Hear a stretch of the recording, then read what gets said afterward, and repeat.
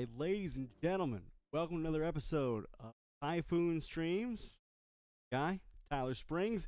Great to be with you here on this fine June afternoon. It is certainly an awesome time to be talking about sports.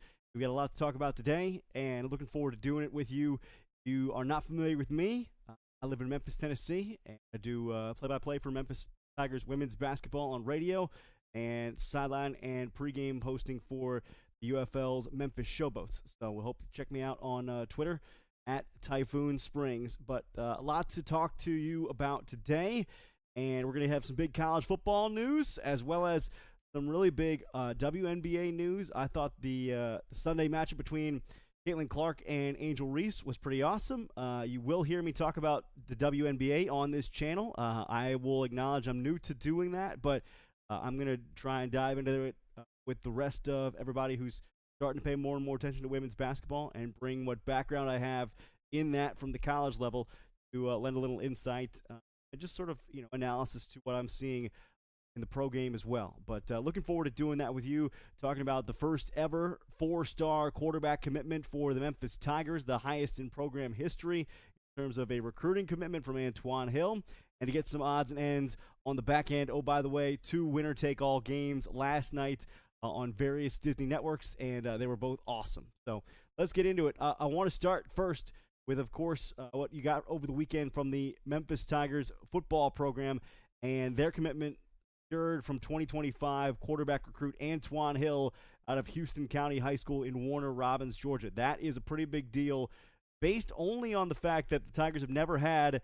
a quarterback of that level of talent previous to Antwann Hill commit to them.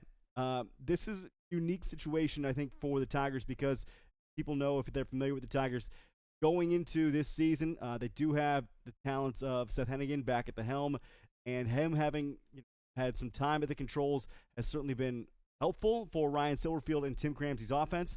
But I think what people want to know is, how did this happen, and what does it mean for the future of Memphis football? Well, how did this happen, I think, is one note. Certainly, this was not necessarily something people saw, 6 months ago. I don't know if they saw it 3 months ago.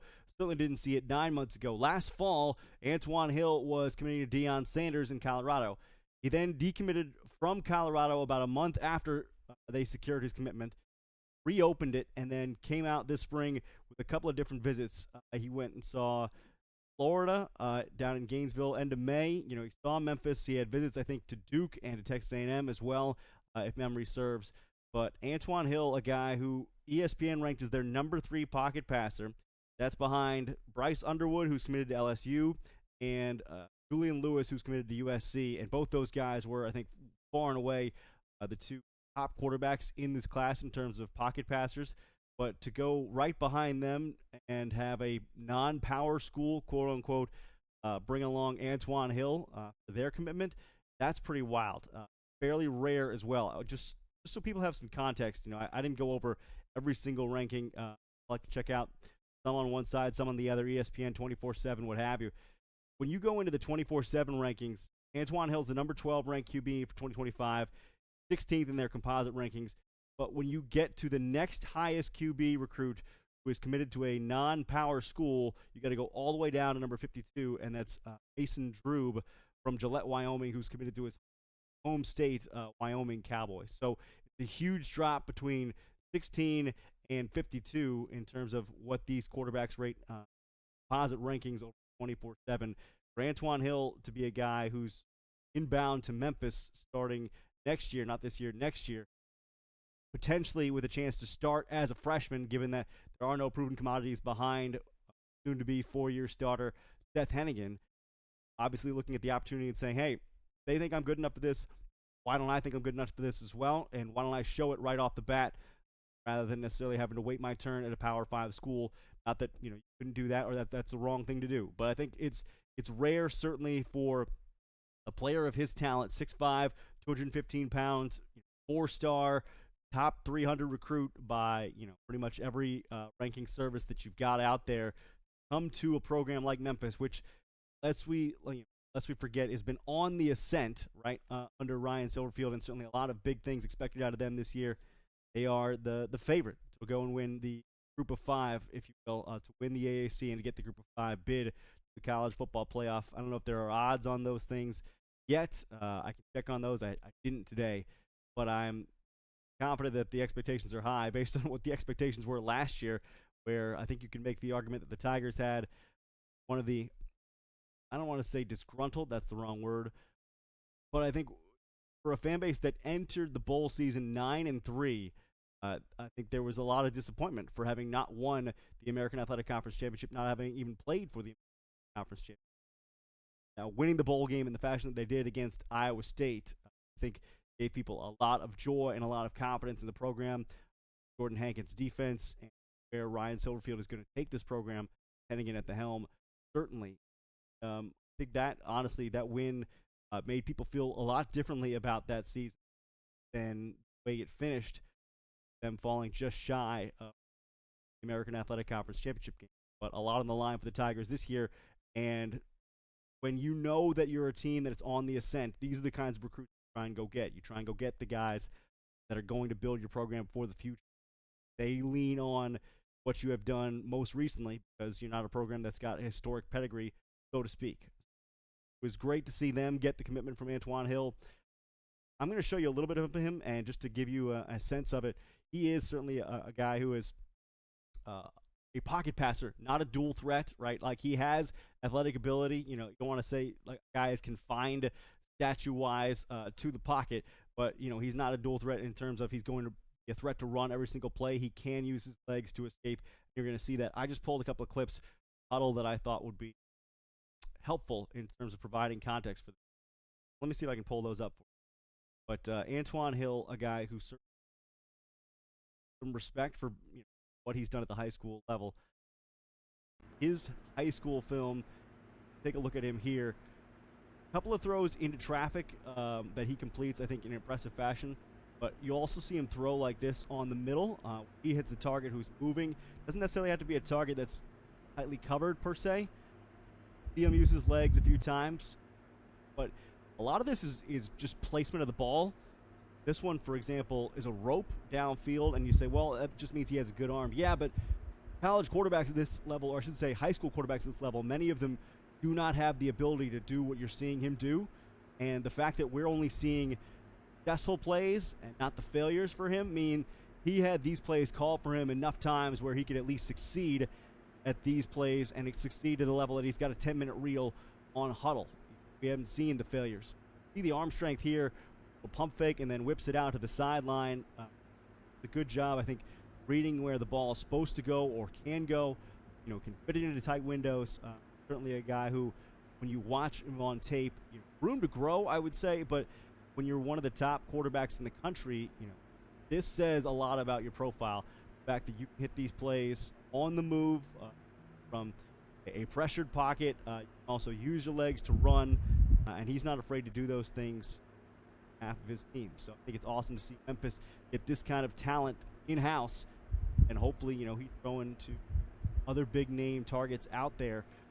He certainly has the opportunity to affect guys that Memphis recruits going forward for the class of 2025. They already have 2 3-star prospects at class of 2025. You'd obviously like to have more, if at all possible. But Antwann Hill is a huge get for the Memphis Tigers. You're not going to say necessarily he's like the world's greatest quarterback, but see the athletic ability there, and you see, I think, the talent there as well. The arm strength, clearly. Ball comes out in enough time where it gets the receiver. There's certainly some times when you watch the rest of his tape where it feels like, well, he's just throwing to a wide open guy, or his receiver's more talented than the guy across from him. Difference more so than the throw. But I think you want to make sure that we appreciate the ceiling, right, on Antwann Hill. The optimism that the Tigers have for him doesn't necessarily mean he's going to make an incredible impact as a freshman, but I think the ability is there for him to make a huge difference long-term as a Tiger recruit. Build the defense so that it helps him out. The running game helps him out as well. A first-year starter at the college level, if you think that he's able to do that, fall 25. But what you hope going beyond this is that he helps build the class, not necessarily him specifically saying, hey, come over here, hey, come here and see what we're doing, but just the fact that his presence is there if he shows well. This is a guy who in high school has already started 36 times. Who does that remind you of, right? Seth Hennigan, who has just piled up the starts on his belt during his college career. 36 starts in his high school career entering his senior year. Last year, I think 2,700 yards, 31 touchdowns, 5 picks. Memphis already has commitments from 2 3-star guys in their next class. Both named Xavier. I think Xavier Thompson and Xavier Johnson. One a wideout, one a cornerback. But Memphis is also going after other guys like Cade Cunningham, like Jaden Nickens. Those are both, I think, top 15, top 20 guys in terms of receiver recruits for the class of 2025. They are, I think, more inclined to look at Memphis, see that Tim Cramsey's program, Ryan Silverfield's program, helped sell a guy like Antwann Hill, right? That's a high-caliber arm. You'd love to have a guy like that throwing to you. That is certainly the kind of thing where you're doing a good job trying to push their program further up the tracks, right, so to speak. Use their momentum, get them farther ahead in terms of Group 5 schools and lots of other teams play right behind them again. Bowl streaks in college football, Tigers, certainly helps. So I think when you look at this, it doesn't mean everything, but it also doesn't mean nothing, right? To put it in just proper context, I told you just how unique it was for a recruit like this to come to Memphis. Next highest committed recruit in 24/7 composite rankings, with Antwann Hill being 16th, the next highest quarterback recruit, 53rd going to a non-power school, Wyoming. I think that says a lot about where the Memphis program is positioned amidst power conference programs. The transfer portal comes into play as well with quarterbacks. I think for a non-power school, that puts them in very, very, very high stead. It's great to see for Ryan Silverfield's program. It should be noted, I think, that Memphis did, in fact, go after other quarterbacks in that cycle, right? They did offer George McIntyre, who eventually committed to Tennessee. They offered David McComb, who I think is a Kansas commit. They offered guys like Deuce Knight, Keelan Russell, dual threats going to Notre Dame and Alabama. KJ Lacey, I think, going to Texas, had a Memphis offer as well. So it's not as though this was Memphis's first choice, quote unquote. Nobody's saying that either. And who cares, right? Like, everybody is in this for one guy, one, maybe two guys, dog eat dog out there. You try and get at least one or two of the best guys out there. And Memphis finally able to secure commitment from a guy who spurned both Colorado and Florida's advances. I think that says a lot about what they are able to recruit to in terms of facilities they are building and the program heritage or tradition, if you will, just over the last couple of years, the track record, the performance that they have had past couple of seasons. Ryan Silverfield at the helm. That's been awesome. Certainly say, well, Tevin Carter was a highly ranked recruit, didn't end up making an impact at Memphis. Yeah, I agree with that. I would also say people weren't necessarily sure at the beginning that Seth Hennigan was going to have the impact that he had as a Tiger recruit. That kind of just came up. So we'll see how Tevin Carter fares at Tennessee State. Yeah. But you certainly hope that Antwann Hill, beg your pardon, is around for a long time to come. And says good things for the Tiger program. People will poo-poo it and say, oh, well, that's a high school commit. You're not getting guys. You're not getting a transfer portal quarterback at Memphis. Guys want to play at a higher level than that. See if it actually pans out into something, or if it's just something that happens now. Well, aren't they taking the refuse from somebody else's program if he didn't go to Colorado and he didn't go to Florida? I'm not sure that Colorado and Florida are in the best shape, in terms of major college football programs. So I think there's something to picking Memphis rather than sort of an also-ran or programs that have been, over the last couple of years, Billy Napier, Deion Sanders era, they have been also-rans in their respective conferences. Much noise as they have made at times with Anthony Richardson, what Shedeur Sanders has done in Colorado. They have not been teams that have been contending necessarily like high-level.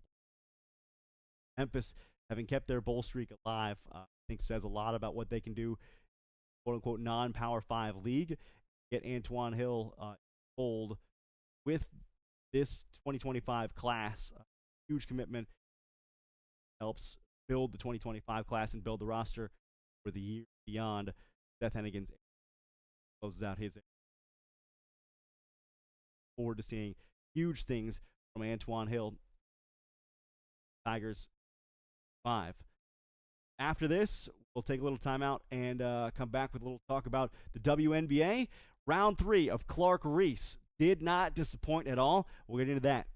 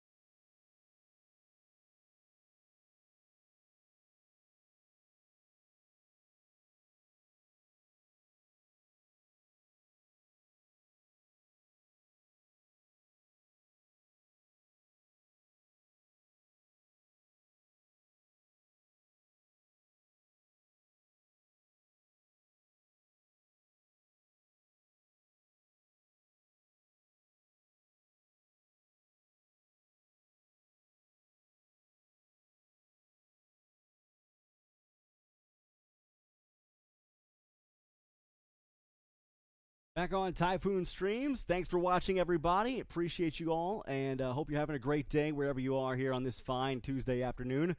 Talked a little bit about the Memphis Tigers and their commitment from 2025 quarterback Antwann Hill. 4-star commit, the highest ever in program history, and certainly hope that he works out well for the Memphis Tigers, Ryan Silverfield and Tim Cramsey, as they try to look into the future and be a little honest with ourselves also and say, it's not just that, it's Fever Sky, right? And the Fever ultimately go down by a point against the Sky after leading by 15 late, so you hate to see them cough it up the way they did, but it was the first time they lost against the Chicago Sky this season.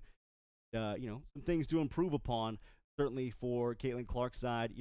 Hard to get her a shot late in that contest, but I want to go over just a few of the key takeaways from that matchup. One of the things is this has been a close series, right? And for as long as these teams are going to be rebuilding, going to be a close series. And 3 games now decided by an aggregate 10 points between the Sky and the Fever. I mean, this team, this is how you sort of build a rivalry, right? It's not just compelling storylines, it's also compelling games. Whether or not your teams are at the top of the NBA, WNBA, or whatever league you're in, I think it helps that the teams are, I would say, maybe not mirrors of each other, but certainly closely competitive. And right, if they are both on the rise at the same time, that makes a big difference to people who are watching and keeping track of the series. So, shout out to those 2 teams, the Fever and the Sky, for playing such close games. Obviously, it helps being in the part of the country they are, Chicago and Indy, trying to build a little bit of regional rivalry, right? One of the things that I love about WNBA basketball, the things that I have loved since sort of getting into it more so this summer, has been the fact that you get to see a lot of good passing. And that's partly because it's the style of the game that you see, right? It's because it's a below-the-rim game, quote-unquote. There's not as much high-flying action. They don't dunk the way men dunk necessarily, and alley-oop same regard. But it is, I think, a slightly more finesse game, but that also leads to more technically sound game where reads and passes and looks, I think, matter a little bit more. And I think that's true in women's college basketball as well. But obviously, at the pro level, they execute at a high level. I believe this was the highest assist game in terms of combined assists for any pair of NBA teams, WNBA teams, this regular season. Combined for, I believe, 53 assists, 28 on one side and 25 on the other. And that just means, A, you got good shot making, which is not always a guarantee no matter what league. But B, you got a lot of great passing, a lot of great setups. And I want to just point to a couple of them because these are the kinds of passes that you really can't ignore and the kinds of passes that I love to see.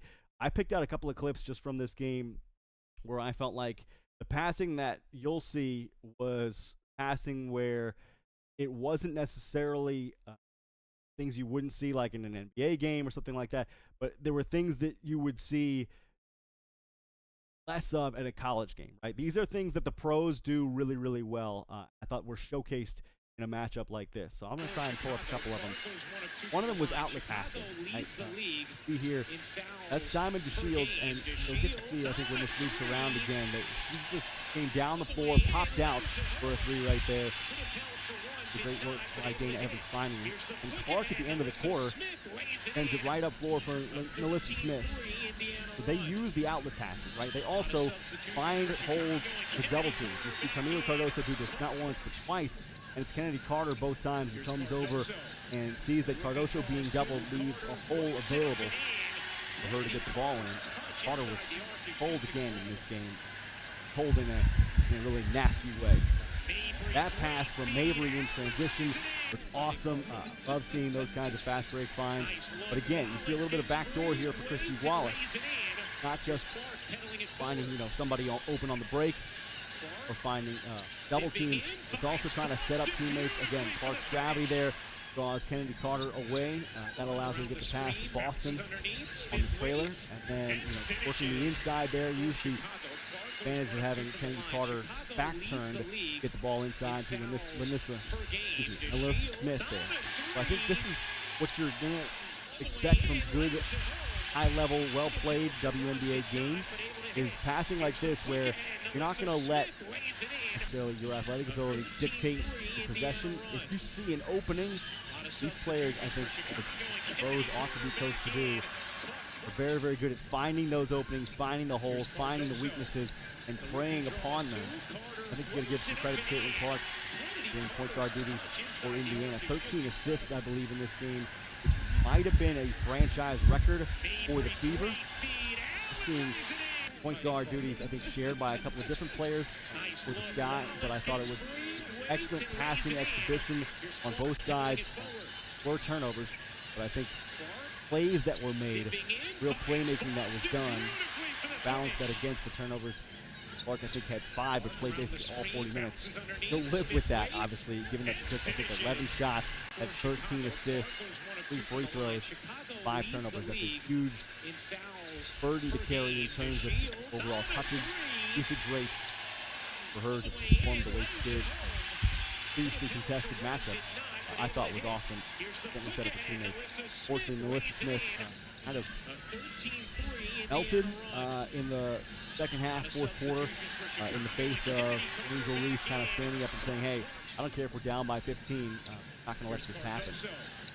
Credit to them. They came back from a 15-point hole, and Guy, I think, are doing some interesting things where they played without Elizabeth Williams, right?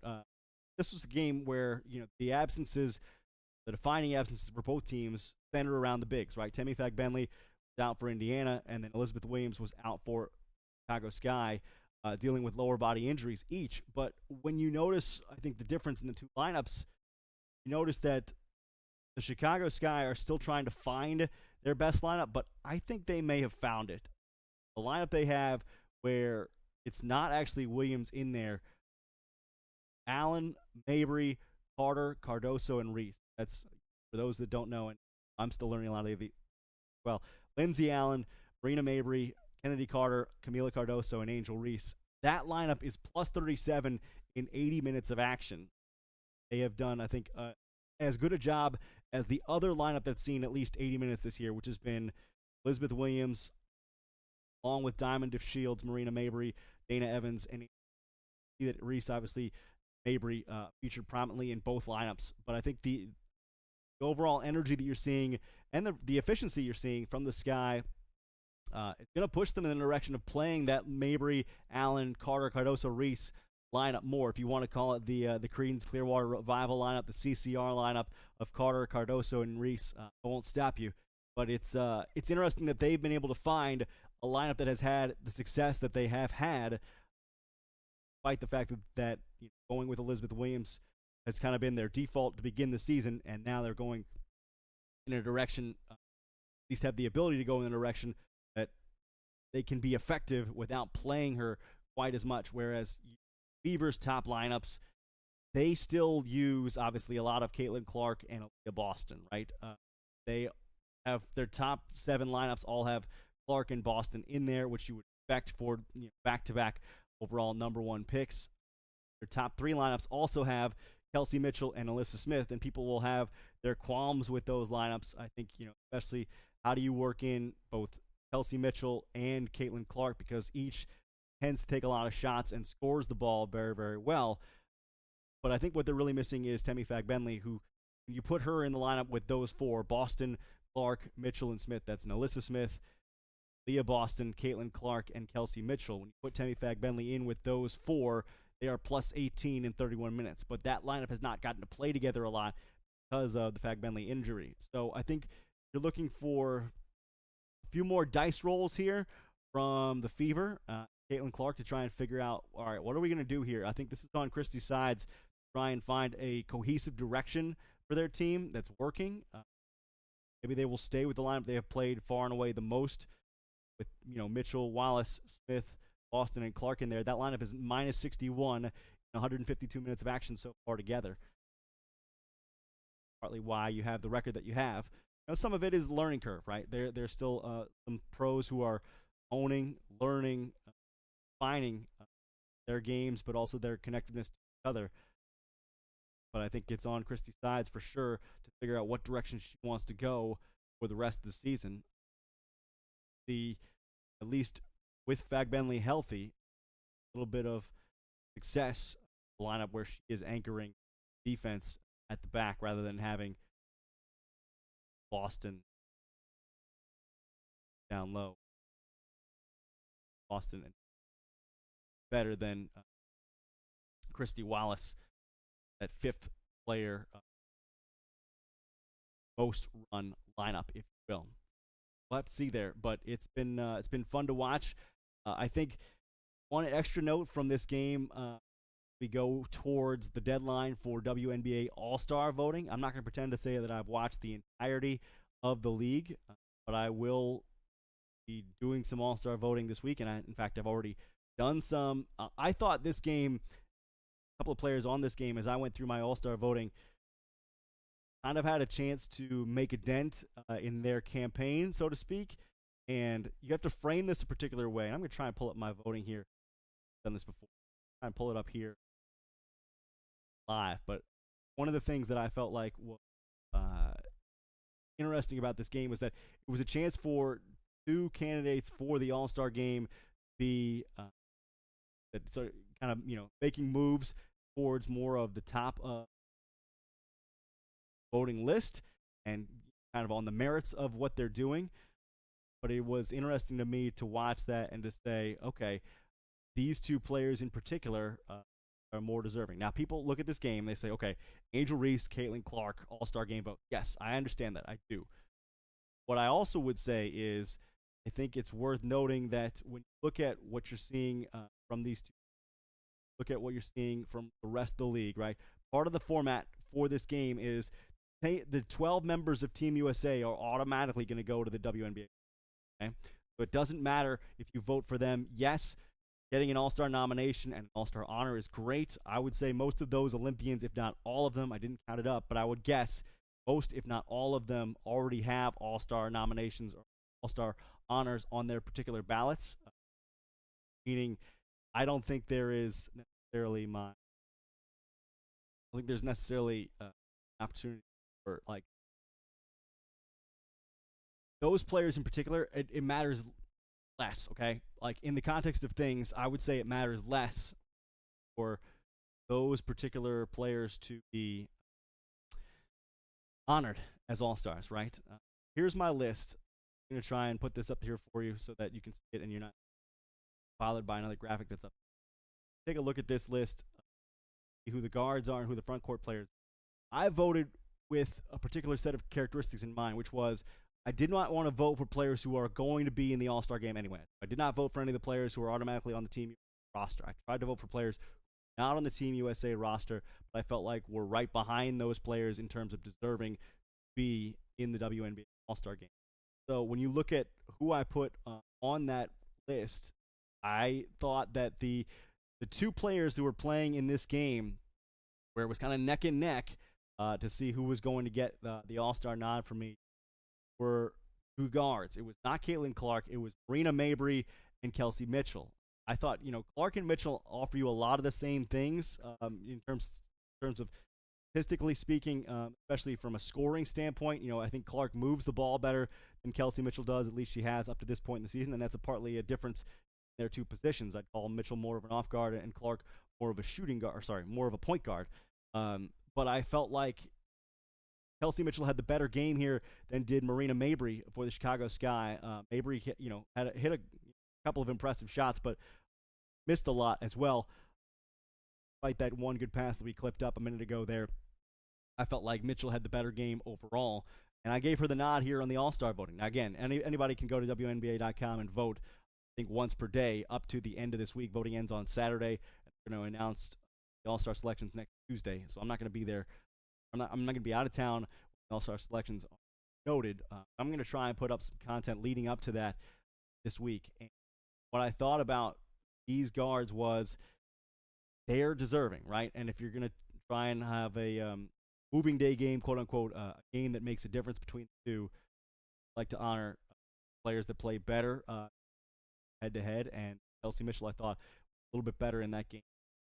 Avery even not come out to win. So I'd be interested to know. Please comment. Get at me on Twitter at Typhoon Springs. Let me know if you think there are things that I'm missing, or if you think I've made the wrong choice. Right? I don't think I've made the choice wrong with Arike Ogunbowale and Kayla McBride here in the backcourt for Team USA. Those players are buckets, and I would love to see them in action against Team USA. And I think this is going to matter for them as well. You know, you don't want to obviously get hurt, and I think people have a respect for the U.S. women's national team that they want to get them hurt, at least to some degree. You look at some of the players who are on this list. Wale, would love to be on the Olympic team, right? Erica Hamby would probably love to be on the Olympic team. Nneka Ogwumike would love to be on the Olympic team. But when you look at, I think this game, players like El Jones or potentially Ezi Magbegor, they're not American players. They don't care what how hard the All-Star game is. They rather show out. But these players, I think, in particular, one of the players I think I've loved the most been Ezi Magbegor, Seattle. So young, so talented, so long. You can just tell like that the potential is there for her to be, I think, damage to her long term. The W. It's been really fun to watch her and to watch the story. The moments that I've had to watch a few of their games. I've tried to get clips of every team. A few minutes here, a few minutes there is going on, but I think she stands out like a in a good way for Seattle. That's part of why Seattle's, at least for now, starting to kind of get their footing in the W standings. But when you try and give credit to players who I think deserve the credit, Angel Reese certainly belongs to the All-Star game. And Nneka Ogwumike was kind of my last ad in the front court. Up the others were fairly deserving, and it was fairly clear how deserving they were. Please come at me with your takes, and if you think I'm wrong on that. But I thought, honestly, he and Caitlin Clark are playing the best, most deserving nods to this game. So I think it'll be interesting to see going forward from these teams. Tasha Howard, kind of more of an elder statesman, getting in, but it certainly has stepped up in a big way for the Wings. Going to be needed with Maddie Siegrist going down for Dallas, I think, in the weeks to come. But that's my front court. De'Arica Hamby, I think, also similarly is going to be needed for the Sparks. Cameron Brink going down as well due to injury, which you hate to see, especially with Brink and Ryan Howard going down for injuries here 3 months of the season. And both those team players had been committed to the USA 3-on-3 team. That's what changes the composition of 3-on-3 team. Team USA, congrats to De'Arica Hamby for getting the nod to go and replace Cameron Brink on 3-on-3. Howard is going to be back in time, healthy. 3-on-3 conversations are at this moment. How those things play out. Probably the player on this list talked about the least, Kayla McBride, just from the standpoint of in a national conversation type of way. She's having an awesome season, and the Lynx are having a great season. They've got an incredibly deep team. Obviously, Cheryl Reeve knows a thing or two about what she's doing. Not only the head USA coach, she's also the head coach of the Lynx. And that team, I think, has probably been the best in its conference, maybe the best in the league, you could argue, done in terms of competitiveness all in the early. I'm really interested to see what all plays out. We're toward the WNBA All-Star Game in Phoenix coming up on July the 20th. Again, the votes get announced on July 2nd. Vote up until June 29th. So get at me. Let me know where I'm right. Let me know where I'm wrong. And I'm going to try and keep watching this week. By the way, a big matchup tonight between the Lynx and the Liberty. So that will put two very high-level teams against each other on national television tonight. It's the only WNBA game that is on as well. So hopefully a great showcase W. And looking forward to getting more into the league and talking more about it as we go forward. But enjoyed getting to talk a little WNBA All-Star Game voting with you. And hope that, brightens your day a little bit and whets your appetite for more WNBA. Caitlin Clark and Angel Reese didn't do it for you somehow. I think they played great games on Sunday, and I think starting to see the gelling of Reese, Carter, and third name that I'm missing, Cardoso, for the Chicago Sky, kind of as the foundational pieces for their journey forward as a franchise. And hopefully, Caitlin Clark, the Boston company, same for the Indiana, because better teams across the league is better for everybody. When we come back, we'll wrap things up as we run the Rapids here on Typhoon Streams.